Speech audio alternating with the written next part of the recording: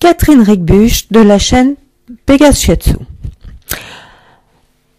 Je fais une vidéo pour vous expliquer pourquoi je pratique le Shiatsu et le Reiki. Parce que c'est vrai, je peux commencer d'abord par le Shiatsu. Le Shiatsu est une méthode très globale, dérivant de la ma chinoise, donc qui est plus ou moins intégrée dans toute une multitude de disciplines via la médecine chinoise, même si c'est un peu dérivé, mais si vous apprenez correctement les sources, que vous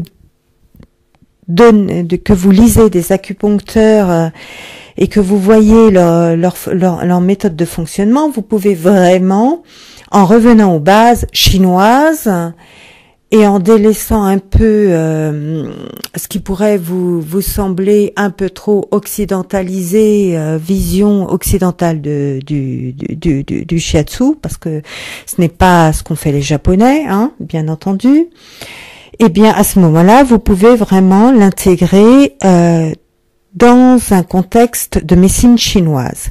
La médecine chinoise n'est pas, non, comme j'ai vu dans certaines vidéos, des choses énergétiques comme on le voit dans beaucoup de vidéos où on vous fait passer des histoires avec des ancêtres. Non, ça fait bien longtemps que la médecine traditionnelle chinoise s'est coupée de tout ça. Ça ne veut pas dire qu'on ne peut pas le pratiquer en parallèle, mais ce n'est pas interne à ce qu'on appelle la médecine traditionnelle chinoise, qui comprend l'ama, éventuellement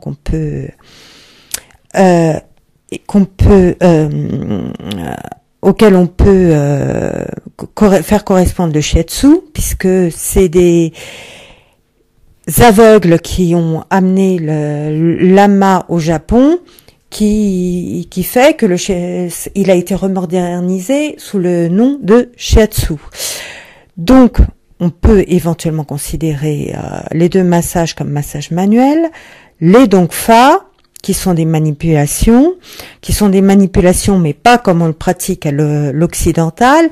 Les manipulations chinoises passent dans un étirement. Il n'y a pas ce qu'ils appellent le toggle ripcord, le thrust, qui sont des manipulations où on utilise un bras de levier, où on donne une petite sensation pour qu'il y ait un effet rebond.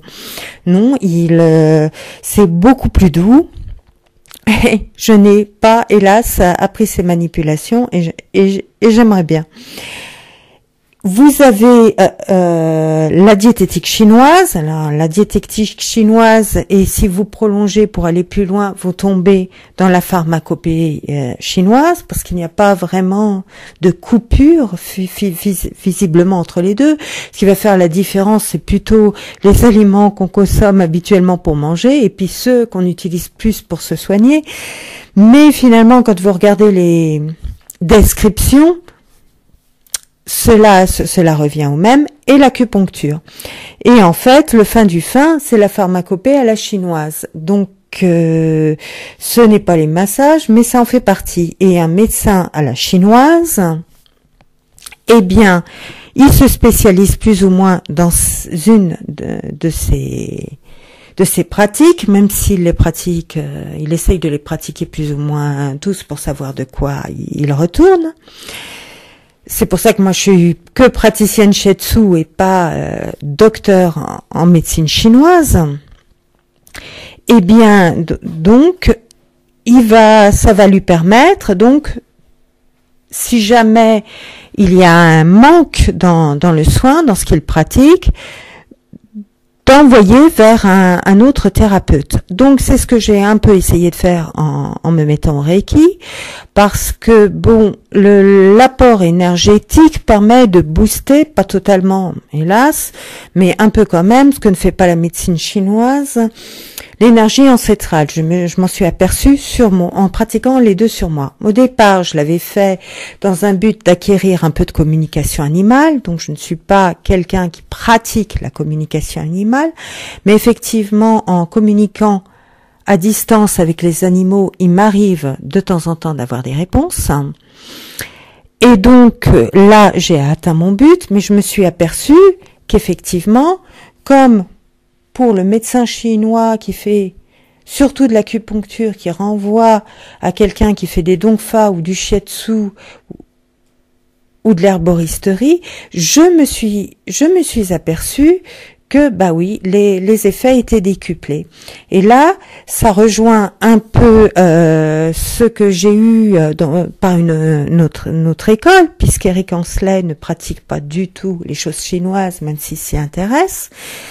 Lui, il partait du principe, voilà, il est plutôt dans la médecine retrouvée, il partait du principe que oui, il fallait voir tous les facteurs qui étaient plus ou moins indépendants les uns des autres, qui créent le même problème, et on essaye d'agir sur 2 ou 3, et pour avoir un résultat optimal. Et ben la médecine chinoise fonctionne comme ça en fait.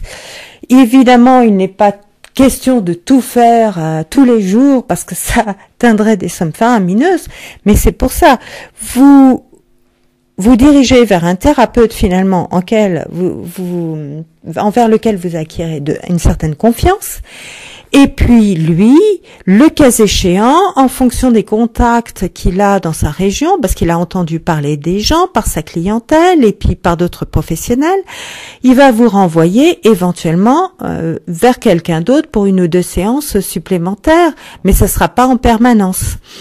Moi, je pense que avec ma pratique actuelle, parce que je pratique un peu de la diététique, un peu la psychologie chinoise, parce que j'ai testé les deux énormément sur moi-même et mon entourage, et sur ma clientèle, et parce que je pratique à la fois le shiatsu et le reiki, déjà je suis à même de faire de l'entretien, et s'il y a un problème plus important qui se déclenche, on peut voir ensemble ce qui est à faire, ou lorsque j'ai un nouveau client, on peut voir ensemble ce qui est à faire, et s'il n'y a pas quelqu'un d'autre à consulter pour juste 1 ou 2 séances supplémentaires et débloquer le problème.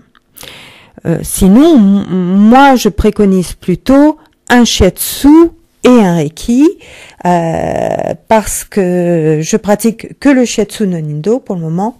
Je pense que je vais rester surtout sur ce shiatsu là.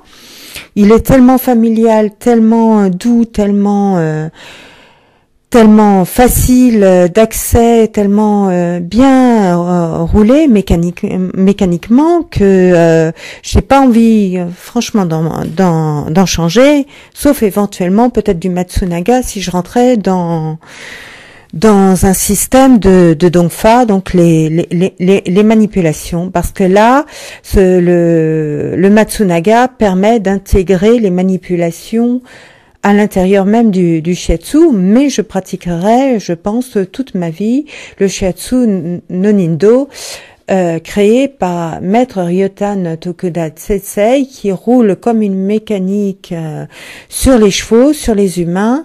J'ai adapté le shiatsu que j'avais appris en humain et je l'ai répertorié sur les chevaux direct, parce que ce que j'avais appris sur les chevaux ne me plaisait pas du tout, et je dois avouer que les résultats ont été encore plus spectaculaires, et les chevaux beaucoup plus détendus, et les chevaux qui étaient un peu réticents aux étirements, là ne l'étaient pas du tout, ça roule comme de l'huile. Donc voilà, je vous remercie de m'avoir écouté. À très bientôt.